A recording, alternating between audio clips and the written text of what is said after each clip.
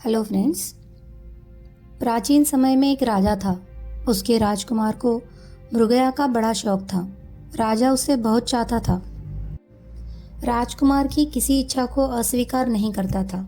एक दिन राजकुमार ने शिकार पर जाना चाहा। राजा ने अपने एक अमात्य को बुलाकर कहा कि राजकुमार के साथ चले जाओ, तुम्हें सब रास्ते मालूम है। राजकुमार को नहीं मालूम, इसीलिए एक क्षण के लिए भी राजकुमार का साथ न छोड़ना। राजकुमार अमात्य और कई अन्य लोगों को लेकर आखेट के लिए वन में गया। कुछ देर में एक बारहसिंगा सामने से निकला। राजकुमार ने घोड़ा उसके पीछे डाल दिया। अमात्य ने सोचा कि राजकुमार का घोड़ा तेज है और शीघ्र ही बारहसिंगे को मार लिया जाएगा, इसीलिए उसने कुछ ढील डाल दी, लेकिन बारहसिंगा दौड़ता ही रहा। राजकुमार कई कोस तक उसके पीछे गया, लेकिन उसे पा न सका। वह रास्ता भी भूल गया। उसने चाहा कि वापस अपने अमात्य और अन्य शिकारी साथियों से जा मिले, लेकिन वह बिल्कुल भटक गया। भटकते भटकते उसने एक स्थान पर देखा कि एक अति सुंदर स्त्री विलाप कर रही है। राजकुमार ने अपने घोड़े को रोका और स्त्री से पूछा कि तू क्यों रो रही है। स्त्री ने बताया कि मैं एक देश की राजकुमारी हूँ।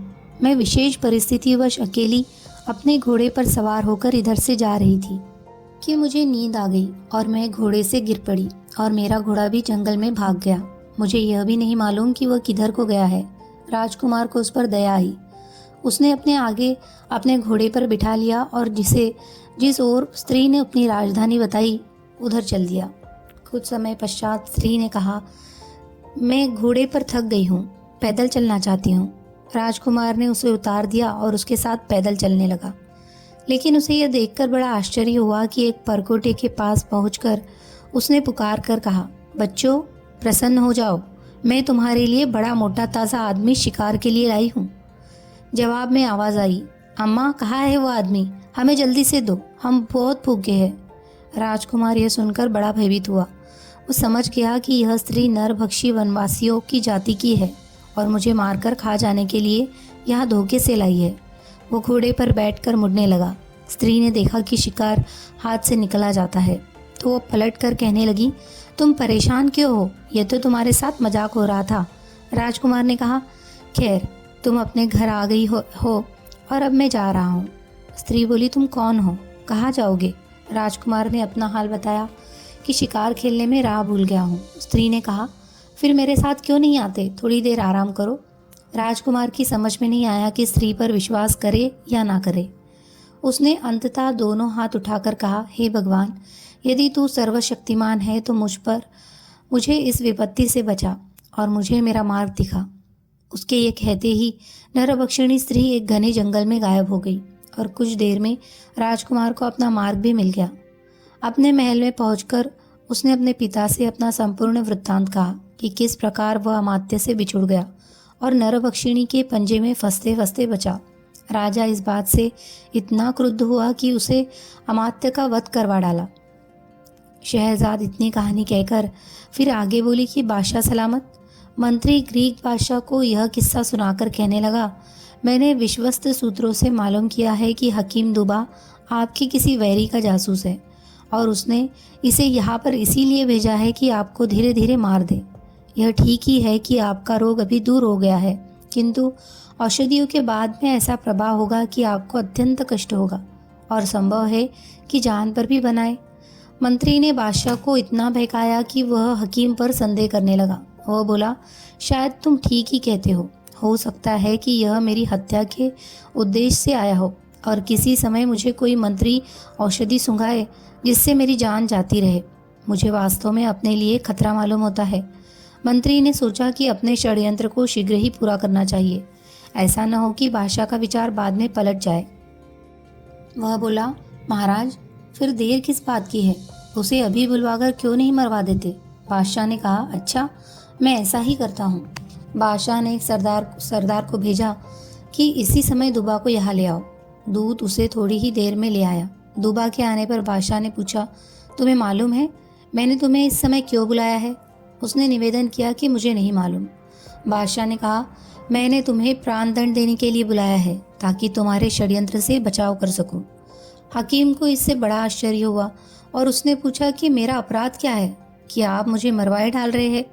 बादशाह ने कहा, तुम मेरे किसी शत्रु के जासूस हो और यहाँ मुझे मारने के लिए आए हो।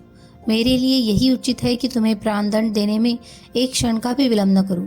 यह कहकर बादशाह ने उसे उसी सरदार से कहा कि हकीम का वध कर दे। हकीम समझ गया कि मेरे शत्रुओं ने ईर्ष्या के कारण बादशाह का मन मुझसे फेर दिया है। वह इस बात पर पछताने लगा कि मैंने क्यों यहाँ आकर बादशाह को रोगमुक्त किया और अपनी जान जाने का सामान किया। और बहुत देर तक बादशाह के सामने निर्दोषिता सिद्ध करता रहा, लेकिन बादशाह ने उसे मारने की जिद पकड़ ली। उसने दूसरी बार सरदार को आज्ञा दी कि हकीम को मार दो। हकीम कहने लगा, आप मुझे निरपराध ही मरवाए डाल रहे हैं। भगवान मेरी हत्या का बदला आपसे लेगा। इतना कहकर मछुआरे ने गागर के दैत्य से कहा कि जो बात दुबा और बादशाह ग्रीक के बीच थी वही मेरे और तुम्हारे बीच है। खैर, आगे की कहानी सुनो। जब जल्लाद दुबा को मारने के लिए उसकी आंखों की पट्टी बांधने लगा तो बादशाह के दरबारियों ने हकीम को निरपराध समझकर एक बार फिर बादशाह से उसकी जान न लेने की प्रार्थना की, किंतु बादशाह ने उन सबको ऐसी डांट बताई कि उन्हें कुछ कहने की हिम्मत न रही। हकीम को निश्चय हो गया कि किसी तरह मेरी जान नहीं बच सकती। उसने बादशाह से कहा, स्वामी, मुझे इतनी मोहलत तो दे कि मैं घर जाकर वसीयत लिखाऊं। मैं अपनी पुस्तकें किसी सुपात्र को देना चाहता हूँ, लेकिन उनमें से एक पुस्तक आपके लिए अपने पुस्तकालय में रखने योग्य है। बादशाह ने कहा, ऐसी कौन सी पुस्तक है तेरे पास जो मेरे लायक हो? क्या है उस पुस्तक में? दुबा ने कहा, उसमें बड़ी अद्भुत और काम की बातें हैं। उनमें से एक बात यह है कि मेरे सिर के काटे जाने के बाद आप पुस्तक के छठे पन्ने के बाएं पृष्ठ की तीसरी पंक्ति को पढ़कर आप जो भी प्रश्न करेंगे उसका उत्तर मेरा कटा हुआ सिर देगा। बादशाह को यह सुनकर बड़ा आश्चर्य हुआ। उसने सोच विचार कर आज्ञा दी कि हकीम को पहरे में उसके घर ले जाओ। बादशाह की आज्ञा के अनुसार सिपाही हकीम को उसके घर ले गए। हकीम ने एक दिन में अपना काम काज समेट लिया। दूसरे दिन जब उसे बादशाह के सामने ले जाया गया तो उसके हाथों में एक मोटी सी पुस्तक थी जो एक कपड़े में लिपटी थी। हकीम ने बादशाह से कहा, मेरे कटे हुए सर को एक कोने में एक सोने के थाल में उस पुस्तक में ऊपर लिपटे कपड़े पर रखना, तो खून बहना बंद हो जाएगा। इसके बाद मेरी बताई हुई पंक्ति पढ़कर जो भी आप पूछेंगे वो मेरा कटा हुआ सिर बता देगा। लेकिन मैं फिर आपसे निवेदन करता हूँ कि मैं निरपराध हूँ। आप मुझ पर दया करें और मेरे वध का आदेश वापस ले लें। बादशाह ने कहा, नहीं, अब मैं जो कुछ सुनना होगा तेरे कटे हुए सिर से ही सुनूंगा। तेरे रोने पीटने का कोई लाभ नहीं है। ये कहकर बादशाह ने पुस्तक अपने हाथ में ले ली और जल्लाद को हकीम के मारने की आज्ञा दी। फिर उसने सोने के थाल पर पुस्तक का आवरण वस्त्र रखवाया और जब सिर से खून बहना बंद हो गया तो उसे और दरबारियों को बड़ा आश्चर्य हुआ। अब उस कटे सिर ने आंखें खोलकर बादशाह से कहा, पुस्तक का छठा पन्ना खोल। बादशाह ने ऐसा करना चाहा, लेकिन पुस्तक के पृष्ठ एक दूसरे से चिपके हुए थे, इसीलिए उसने उंगली में थूक लगाकर पन्नों को अलग करना शुरू किया। जब छठा पन्ना खुला तो बादशाह ने बाएं पृष्ठ की तीसरी पंक्ति पढ़नी चाहिए, किंतु उसने देखा कि उस पृष्ठ पर कुछ नहीं लिखा है। उसने यह बात बताई तो कटे सिर ने कहा, आगे के पृष्ठ देख, शायद उनमें लिखा हो। बादशाह उंगली में थूक लगाकर पृष्ठों को अलग अलग करने लगा। वास्तव में हकीम ने पुस्तक के प्रत्येक पृष्ठ पर विष लगा रखा था। थूक लगी उंगली के बार बार पृष्ठों पर रगड़े जाने और फिर मुंह में जाने पर उन पृष्ठों में लगा विष बादशाह के शरीर में प्रवेश कर गया। बादशाह की हालत खराब होने लगी, किंतु उसने कटे सिर से प्रश्नों के उत्तर पाने के शौक में इस पर कुछ ध्यान न दिया।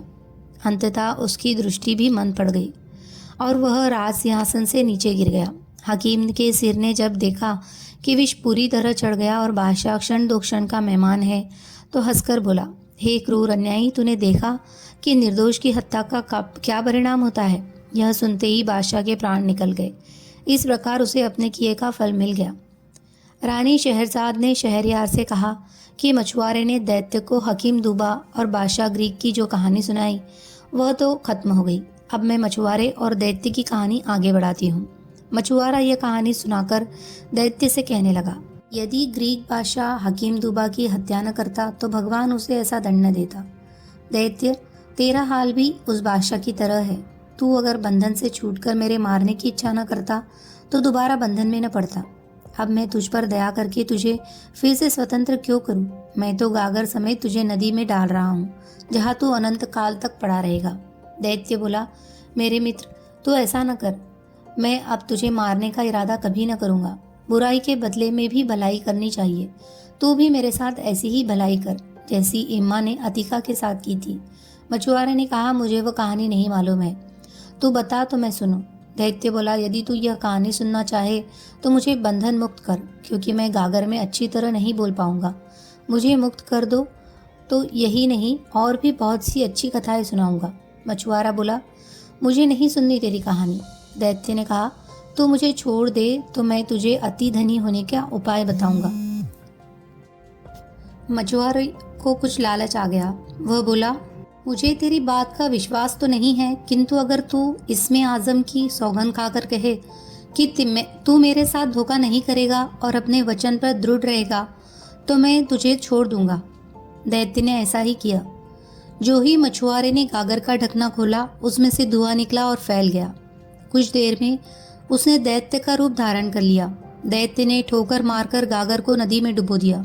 मछुआरा यह देखकर बहुत डरा और बोला, हे दैत्य, तूने यह क्या किया? क्या तू अपने वचन पर स्थिर नहीं रहना चाहता? मैंने तो तेरे साथ वही किया जो हकीम दुबा ने बादशाह ग्रीक के साथ किया था। मछुआरे के भयभीत होने पर दैत्य हंसकर बोला, तू डर मत, मैं अपने वचन पर दृढ़ हूँ। अब तू अपना जाल उठा और मेरे पीछे पीछे चला आ। नितांत वे दोनों चले और एक नगर के अंदर से निकलकर एक पहाड़ की चोटी पर चढ़ गए। फिर वहां से उतरकर एक लंबे चौड़े महल में गए। उस महल में एक तालाब दिखाई दिया जिसके चारों ओर 4 टीले थे।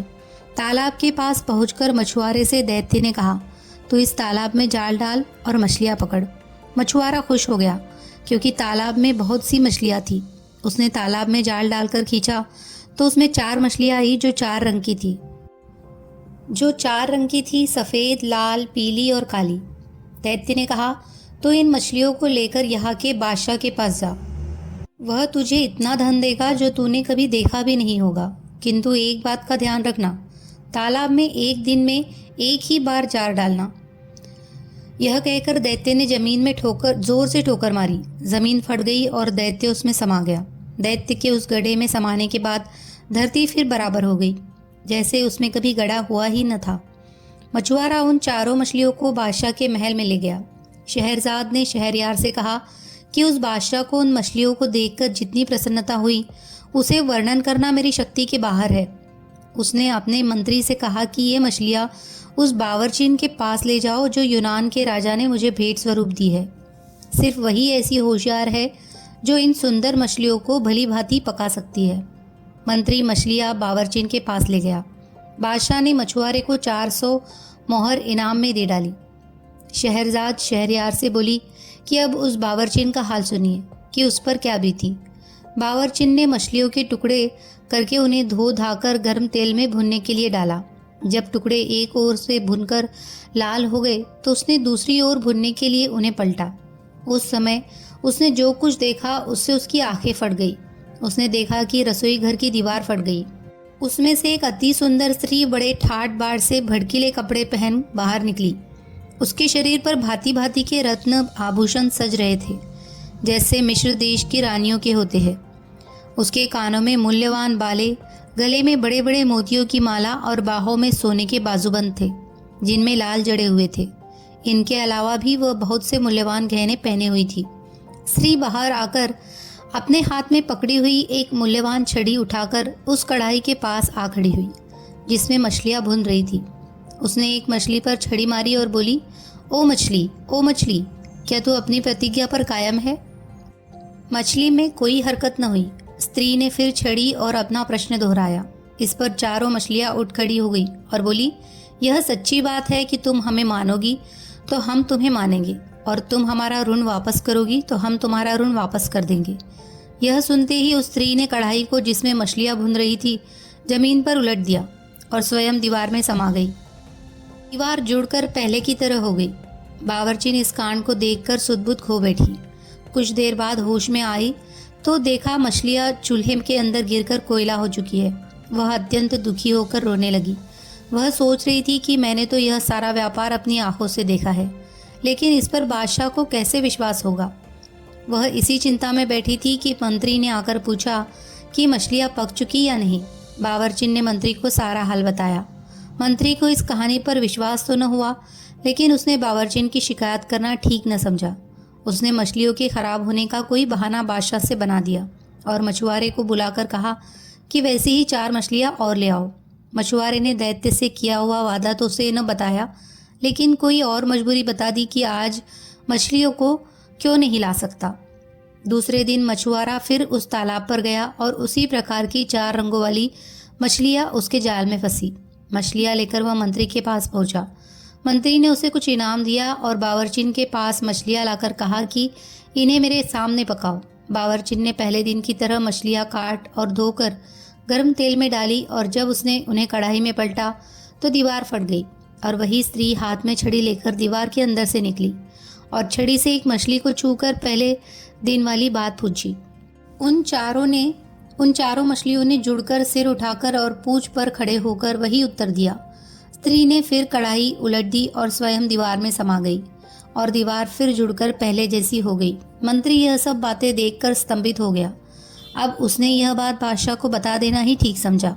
जब उसने बादशाह को यह कांड बताया तो उसे भी घोर आश्चर्य हुआ। उसने कहा कि मैं स्वयं अपनी आंखों से यह सब देखना चाहता हूँ।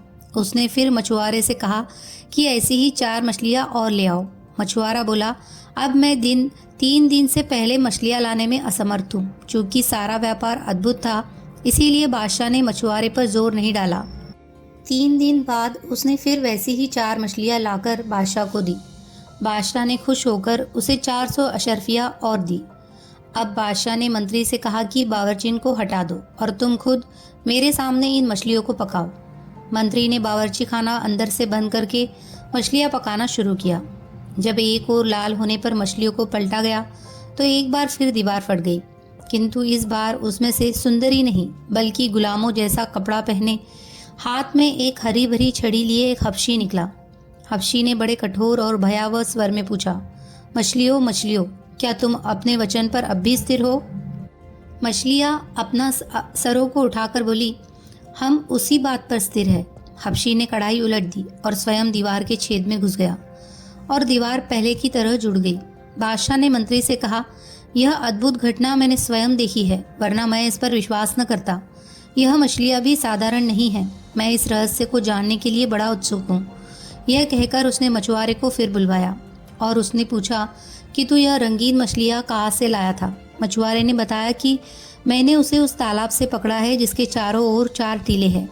बादशाह ने मंत्री से पूछा, तुम्हें मालूम है कि वह तालाब कहाँ है? मंत्री ने कहा, मैं 60 वर्ष से उस ओर शिकार खेलने जाता रहा हूँ, लेकिन मैंने ऐसा तालाब न देखा न सुना। अब बादशाह ने मछुआरे से पूछा कि वह तालाब कितनी दूर है और क्या तू मुझे वहाँ ले जा सकता है? मछुआरे ने कहा, वह तालाब यहाँ से 3 घड़ी के रास्ते पर है और मैं आपको ज़रूर वहाँ ले जाऊँगा। उस समय दिन कम ही रह गया था, किंतु बादशाह को ऐसी उत्सुकता थी कि उसने अपने दरबारियों और रक्षकों को शीघ्र तैयार होने की आज्ञा दी। फिर वह मछुआरे के पीछे पीछे हो लिया और उसके बताए हुए पहाड़ पर चढ़ गया। जब पहाड़ की दूसरी ओर उतरा तो वहाँ बड़ा विशाल वन दिखाई दिया। यह वन पहले किसी ने नहीं देखा था। फिर बादशाह और उसके साथियों ने वह वन भी पार किया और सब लोग उस तालाब के किनारे पहुंच गए जिसके चारों ओर 4 टीले थे। उस तालाब का पानी अत्यंत निर्मल था और जिन 4 रंगों की मछलियाँ उस मछुआरे से मिलती थी, वैसी अनगिनत मछलियाँ उस तालाब में तैर रही थी। बादशाह का आश्चर्य और बढ़ा। उसने अपने दरबारियों और सरदारों से पूछा कि तुम लोगों ने पहले भी इस तालाब को देखा है या नहीं? उन सब ने निवेदन किया कि हम लोगों ने इस तालाब को देखना कैसा, इसके बारे में सुना तक नहीं। बादशाह ने कहा, जब तक मैं इस तालाब और इसकी रंगीन मछलियों का रहस्य अच्छी तरह समझ नहीं लूँगा, यहाँ से नहीं जाऊँगा। तुम सब लोग भी यहाँ डेरा डालो। उसकी आज्ञानुसार दरबारियों और रक्षकों के डेरे तालाब के चारों ओर पड़ गए। रात होने पर उसने मंत्री को अपने डेरे में बुलाया और कहा, मैं इस भेद को जानने के लिए अति उत्सुक हूँ कि उस बावर्ची खाने में हबशी कैसे आया और उसने मछलियों से कैसे बात की, और यह भी जानना चाहता हूँ कि यह तालाब जिसे किसी ने नहीं देखा अचानक कहाँ से आया। मैं अपने कौतूहल को दबा नहीं पा रहा हूँ। अतएव मैंने सोचा कि मैं अकेले ही इस रहस्य का उद्घाटन करूँ। मैं अकेला जा रहा हूँ, तुम यही रहो प्रातःकाल जब दरबारी यहाँ पर दरबार के लिए आए तो उनसे कह दो कि बादशाह कुछ बीमार हो गए हैं और कुछ दिन यहीं पर शांतिपूर्वक रहना चाहते हैं। यह कहकर सारे दरबारियों और रक्षकों को राजधानी वापस भेज देना और तुम इस डेरे में अकेले ही उस समय तक प्रतीक्षा करना जब तक मैं लौट ना आऊं। मंत्री ने बादशाह को बहुत समझाया, महाराज आप यह न करें, इस काम में बड़ा खतरा है। यह भी संभव है कि इतना सब करने के बाद भी आपको कोई रहस्य ज्ञान न हो पाए। फिर बेकार में क्यों इतना कष्ट उठा रहे हैं और इतना खतरा मोल ले रहे हैं। बादशाह पर उसके समझाने बुझाने का कोई असर नहीं हुआ। उसने बादशाही पोशाक उतारी और एक साधारण सैनिक के वस्त्र पहन लिए। जब सब लोग गहरी नींद सोए हुए थे तब वह तलवार लेकर अपने खेमे से निकला और एक ओर चलता हुआ एक पहाड़ पर चढ़ गया। कुछ ही देर में वह उसकी चोटी पर पहुंचकर दूसरी ओर उतर गया। आगे उसे एक गहन वन दिखाई दिया। वह उसी के अंदर चलने लगा। कुछ दूर जाने पर पूरा सवेरा हो गया और दूर जाने पर एक सुंदर प्रासाद दिखाई दिया। वह यह भवन देखकर बड़ा प्रसन्न हुआ और उसे आशा बंधी कि उसे इस जगह तालाब के रहस्य का पता चलेगा। भवन के निकट पहुंचकर उसने देखा कि वह बड़ा विशाल है और काले पत्थरों का बना है। उसकी दीवारों पर साफ किए हुए इस्पाती पत्थर जड़े थे जो दर्पण की भांति चमकते थे। बादशाह को विश्वास हो गया कि यहाँ उसे मनोवांछित सूचना मिलेगी। वह बहुत देर तक खड़ा हुआ भवन की शोभा निहारता रहा, फिर उसके पास चला गया। वह देख रहा था कि भवन का द्वार खुला है, फिर भी शिष्टता के नाते उसने ताली बजाई कि उसकी आवाज़ सुनकर कोई अंदर से आ जाए। जब कोई ना आया तो उसने साकल को खड़खड़ाया, यह सोचकर कि शायद उसकी ताली की आवाज़ अंदर तक नहीं पहुंची होगी। साकल खड़खड़ाने पर भी जब कोई नहीं निकला तो बादशाह को क्रोध आया कि अजीब घर है जहाँ बुलाने पर भी कोई आकर नहीं पूछता। वह अंदर चला गया और ड्योढ़ी पर पहुंचकर जोर से पुकारा, क्या इस भवन के अंदर कोई मनुष्य है जो एक अतिथि के रहने के लिए थोड़ा स्थान दे। फिर भी उसे कोई उत्तर न मिला तो उसका आश्चर्य और बढ़ा। ड्योढ़ी से आगे बढ़कर वह घर में घुसा तो देखा कि अंदर से और भी लंबा चौड़ा मकान है, किंतु उसके अंदर कोई नहीं है। अब वह एक लंबे चौड़े आंगन को पार करके एक दालान में पहुंचा। उसमें रेशमी कालीन बिछा हुआ था। अंदर का मकान और भी सजा हुआ था। दरवाजे पर जड़ाऊ मखमल के पर्दे पड़े थे जिनमें सुनहरे और रुपहले फूल बूटे कड़े थे। अंदर एक बारहदरी थी जिसमें एक हौज था जिसके चारों ओर सोने से 4 शेर बने हुए थे। शेरों के मुंह से पानी के फव्वारे छूटते थे और जब उनका पानी नीचे संगमरमर के फर्श पर गिरता था तो मालूम होता था लाखों हीरे जवाहरात उछल रहे हैं। हौज के बीच में एक फव्वारा था जिस पर अरबी अक्षरों में कुछ खुदा हुआ था और उसका पानी उछलकर बारहदरी पर की छत को छूता था। इसके अलावा उस विशाल भवन में 3 बाग थे जिनमें बड़े सुगड़पन के साथ भांति भांति के सुगंधित फूलों और उत्तम फलों के पेड़ लगे थे। बागों में हर चीज ऐसी तरतीब से लगी थी कि उन्हें देखकर दुखी मनुष्य भी आनंद में डूब जाए। वृक्षों पर नाना प्रकार के सुंदर पक्षी कलरव कर रहे थे। वे पक्षी उन्हीं वृक्षों पर रहते थे, उड़कर नहीं जा सकते थे क्योंकि वृक्षों के ऊपर जाल पड़े हुए थे। बादशाह एक कमरे से दूसरे कमरे और एक बाग से दूसरे बाग में घूम घूम कर हर वस्तु से आनंदित होता रहा। घूमते घूमते वह थक गया और एक मकान में बैठकर आराम करने लगा और सामने वाले बाग की शोभा देखने लगा। इतने में उसे एक कातर वाणी सुनाई दी, जैसे कोई बड़े दुख में करा रहा हो। उसने कान धर कर सुना तो मालूम हुआ कि कोई मनुष्य रो रो कर अपनी करुण कथा कह रहा है और अपने भाग्य को कोस रहा है। बादशाह ने उस कमरे का पर्दा उठाया जिसमें से यह आवाज़ आ रही थी। उसने देखा कि एक नवयुवक सिंहासन जैसी किसी ऊंची चीज पर राजसी वस्त्र पहने बैठा है और करुण स्वर में विलाप कर रहा है। बादशाह ने उसके निकट जाकर सलाम किया तो युवक बोला, मुझे क्षमा कीजिए, मैं उठकर आपका स्वागत करने में असमर्थ हूँ, इसीलिए मैं आपके पास न आ सका। बादशाह ने कहा, मैं आपके शीलवान व्यवहार से बड़ा प्रभावित हुआ हूँ। वास्तव में कोई ऐसा अपरिहार्य कारण होगा कि आप उठ न सके, किंतु आपके दुख को देखकर मुझे अति क्लेश हुआ है। आप मुझे बताएं कि मैं आपका कष्ट किस प्रकार दूर कर सकता हूँ। कृपया मुझे अपनी कठिनाई बताने में तनिक भी न हिचके। कृपया यह बताएं कि आप यहाँ इस मजबूरी की हालत में कैसे पड़े हैं। यह भी बताएं कि यह भव्य प्रासाद किसका है और ऐसा निर्जन क्यों है। साथ ही यह भी बताएं क्योंकि मैं यही जानने के लिए निकला हूँ कि पास के तालाब का रहस्य क्या है और उसकी मछलियाँ कौन है। जवान आदमी यह सुनकर फिर रोने लगा और बोला, मेरा हाल सुनने के पहले देख लीजिए। यह कहकर उसने अपना कपड़ा उठाया तो बादशाह ने देखा कि वह नाभि के ऊपर तो जीवित मनुष्य है और नीचे काले पत्थर का बना हुआ है। उसकी आंखें फटी रह गई। वो बोला, मुझे तो वैसे यहाँ की प्रत्येक वस्तु देखकर आश्चर्य हो रहा था, किंतु आपका यह हाल देखकर मेरा आश्चर्य और उत्सुकता बहुत बढ़ गई है। भगवान के लिए अपना ब्यौरेवार हाल कहिए। मुझे विश्वास हो रहा है कि तालाब की रंगी बिरंगी मछलियों के रहस्य का भी आपसे संबंध है। आप मुझे अपनी व्यथा कथा शीघ्र कहिए, क्योंकि दूसरे को सुनाने से आदमी का कुछ दुख तो दूर होता ही है। जवान आदमी ने कहा, मुझे अपनी दशा के वर्णन से भी कष्ट होता है, किंतु आपका आदेश है, इसीलिए कहता हूँ। अगर आप भी जानना चाहते हैं कि उस जवान की ऐसी हालत क्यों थी और उसकी कहानी क्या थी, तो हमारी आने वाली कहानी सुनिए। अगर आपको हमारी कहानियाँ पसंद आ रही है तो प्लीज़ हमारे चैनल को सब्सक्राइब कीजिए, लाइक कीजिए, शेयर कीजिए और कमेंट कीजिए। हमारी मनोरंजक कहानियाँ आपको आपकी रोज़मर्रा की परेशानियों से, चिंताओं से दूर ले जाकर थोड़ी देर के लिए कहानियों की दुनिया की सैर करा लाएगी। और हाँ, सब्सक्रिप्शन फ्री में है। धन्यवाद।